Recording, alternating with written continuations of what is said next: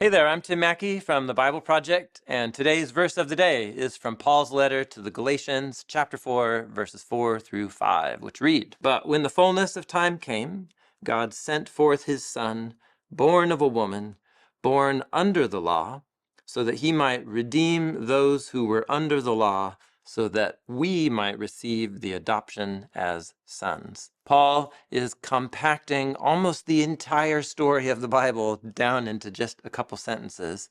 And right at the center of it is the birth of Jesus from Mary.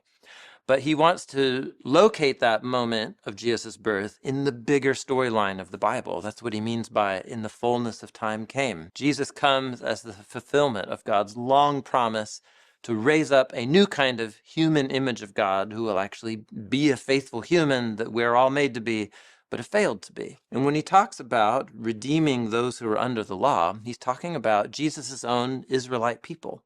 In the story of the Old Testament, God called Israel into existence to become a vehicle of his blessing to all of the nations. And to do that, they needed to live by God's laws and his covenant commandments. And if you've read the Old Testament, you know they failed to do that like effort. And so they ended up becoming cursed by the law or falling under God's judgment, even though those commands are like righteous and holy as good, as Paul says elsewhere.